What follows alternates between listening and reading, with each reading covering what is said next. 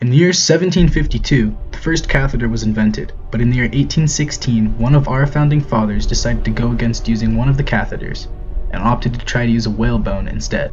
Today, we are going to be talking about that founding father who used a whalebone as a catheter. In the mid-1700s, there wasn't a whole lot one could do when they had bladder stones.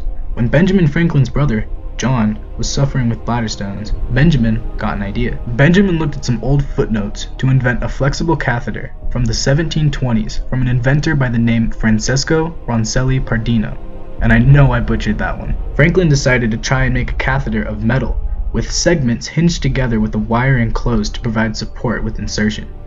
Benjamin's invention was a complete success, and in 1752 he invented the world's first flexible catheter. Gouvernuer Morris was the writer of the Preamble of the Constitution. He was also considered by almost everyone to be an extremely intelligent and calculated man. Morris attended Columbia College in New York, which he had no problem graduating from.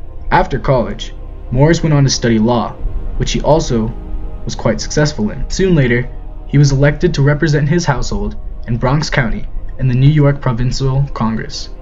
Morris's personal life was far from ordinary though.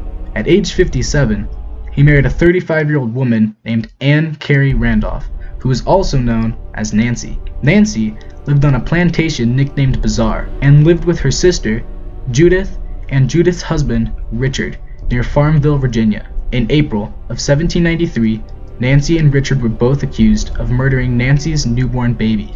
Nancy had presumably been having an affair with Richard behind Morris's back. Richard was the only one that would stand trial, and he was acquitted of all crimes. But, unfortunately for Richard, he would meet a sudden death in 1796. Both of the sisters were suspected, but neither ever stood trial for the murder. But Morris had some odd personal problems of his own. Just like John Franklin before him, Morris was suffering from a urinary blockage of his own, caused by bladder stones. Bladder stones are crystallized minerals that form when concentrated urine hardens in the bladder after urination. Basically, imagine trying to pee out a rock that is stuck inside of your bladder. Now, as a logical guy, you might expect him to go out and buy one of these new flexible catheters, which had been invented over 50 years before. No one knows if Morris didn't know about these flexible catheters, but they do know that he was in an extreme amount of pain, which is quite evident by what he did next. Gouvernuer Morris, out of desperation, found an old whalebone from God knows where.